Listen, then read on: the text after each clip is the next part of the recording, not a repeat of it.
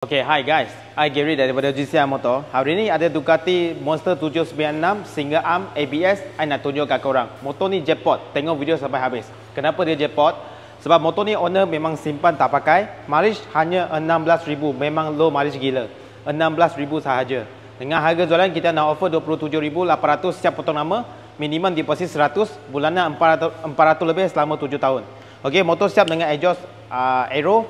Lepas tu ada Ducati Ducabike punya itu crash cover clear punya. Kita tengok satu-satu apa yang jajan dia ada. Jom. First, windshield depan Brenta punya, print punya brand. Okay, Brenta punya windshield depan. CNC punya rear adjustable. Side mirror CNC. Kemudian USD fork lah. USD fork macam biasa. Brembo caliper kiri kanan. USD fork. ING punya fork slider. Brembo punya caliper.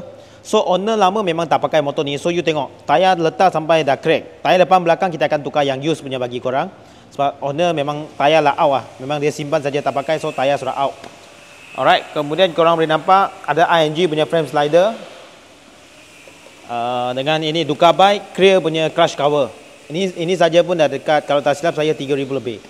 Ini memang solid. Kemudian ada Aero punya exhaust carbon ori. Aero punya exhaust. Kiri kanan lah.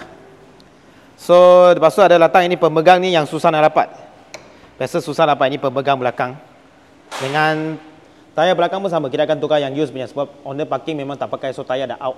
So 796 dia paling hot Dia pakai yang paling famous punya model. Sebab dia pakai single arm. Orang suka dia single arm. So ada bobin ada. Okay, nombor frame pun lawa SYS. Alright. So semua cun lagi lah. Adjustable monoshock. Semua cun lagi lah. Rizoma punya handed. Korang tengok. Rizoma punya handed. Right. Dengan mileage korang tengok 16,000 saja. Memang rendah gila mileage dia.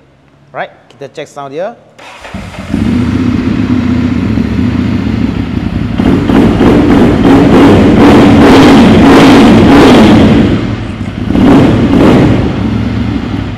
Okay. So sound dia memang cun.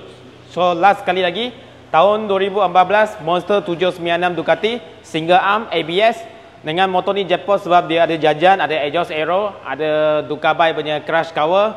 Kemudian mileage hanya 16,000. Memang susah nak dapat low mileage macam ni. So harga motor 27,800, minimum deposit 100, bulanan 400 lebih selama 7 tahun. Yang minat boleh PM kita. See you guys. Bye.